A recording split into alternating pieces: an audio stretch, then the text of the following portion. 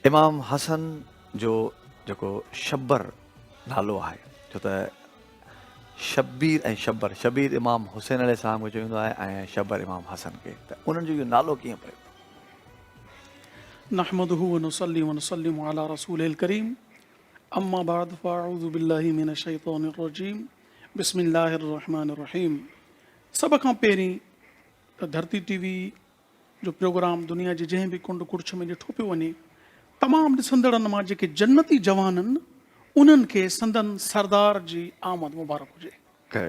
छो त मदीने वारे सरकार अलैहिस्सलाम फरमायो त मुंहिंजो हीउ पुटु अतर खे फरमायो मुंहिंजो हीउ पुटु सरदार आहे, सैयद आहे। हा हा फरमायो रैहानतुर रसूल, ऐं नबी करीम अलैहिस्सलाम सिंघंदा हुआ ऐं महबूब अलैहिस्सलाम जिन खे एॾो प्यारो हो इमाम हसन मुश्तबा, जो नबी करीम अलैहिस्सलाम एॾो मानूस करे छॾियो हो जो पहिरीं त हज़रत अनस रज़ी अल्लाह ताला अन्हु रिवायत आहे त इमाम हसन मुजतबा खां वधीक असां पूरी काइनात में मदीने वारे सरकार अलैहिस्सलाम सां शबीह, अखियूं मुबारक, कन मुबारक, नक मुबारक, चप मुबारक, चेहरो मुबारक, हता के हर चेल ताईं मदीने वारे सरकार जी कॾहिं कापी ॾिसे त इमाम हसन खे ॾिसे। हा हा हा सुभान अल्लाह। एॾी मतिलबु शबीह नबी करीम अलैहिस्सलाम सां मिलंदी।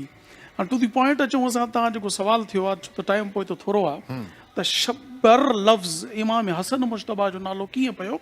बीबी अस्मा बिनती उमैस रज़ी अल्लाह ताला अन्हा जन उहा हस्ती आहे जेके मौला अली जूं भाभियूं आहिनि उन महिल ताईं। उन खां पोइ हज़रत अबू बकर सिद्दीक़ सां जो निकाह थियो, उन खां हज़रत अबू बकर सिद्दीक़ विसाल खां पोइ इन्ही बीबी जो निकाह मौला अली सां थिए थो पियो। एॾी वॾी बाबरकत हस्ती आहे, जॾहिं नबी करीम अलैहिस्सलाम जन जे न्याणी बीबी फातिमा तो ज़हरा रज़ी अल्लाह ताला अन्हा जन जे पेट मुबारक में इमाम हसन मुश्तबा तशरीफ़ वठी अचनि था, त उहा चादर मुबारक में वेड़े महबूबनि जी ख़िदमत में पेश करे थी। महबूब अलैहिस्सलाम जन ज़ाती अक़दस हंज में खणी करे मौला अली तरफ़ निहारियो, निहारे करे फरमायो त अली नालो छा रखियो अथई? अर्ज़ु करणु लॻो साईं मुंहिंजी ज़रूरत अव्हां जी मौजूदगी में मां नालो रखां, मूंखां न थींदो। ईअं मालिक आहियो जीअं तव्हां। हिकु रिवायत इहा, ॿी रिवायत इहा आहे त नबी करीम अलैहिस्सलाम मौला अली जो जवाबु ॿुधी ख़ामोश थी विया, वही जो इंतज़ारु थियो आहे। जिब्रील अमीन हाज़िर ख़िदमत थियनि था, अर्ज़ु कनि था या रसूल अल्लाह सल्लल्लाहु तआला अलैहि वसल्लम, रब काइनात जल्ल जलाल जो पैगाम आहे त जेका निस्बत मूसा अलैहिस्सलाम खे हारून अलैहिस्सलाम खे मूसा अलैहिस्सलाम सां हुई, मौला अली खे उहा ई निस्बत तव्हां सां आहे। पर हिते फ़र्क़ु इहो त मूसा अलैहिस्सलाम जो वॾो भाउ आहे हज़रत हारून, ऐं मौला अली तव्हांजो नंढे भाउ जी उहो मवाख़ात मदीना में भाउ जो इज़त बि मदीने वारे साईं मौला अली खे अता फरमाई हुई, त उन जे पुट जो नालो रखो तव्हां। साईं जन फरमायो छा नालो उन जे पुट जो? हिते हिकिड़ी ॿी ॻाल्हि मां अर्ज़ु करियां त हर पुछंदड़ ला इल्म हुजे ज़रूरु न आहे। कुझु माण्हू पुछंदा आहिनि हुज़ूर खे ख़बर हुजे त पुछे छो आहे?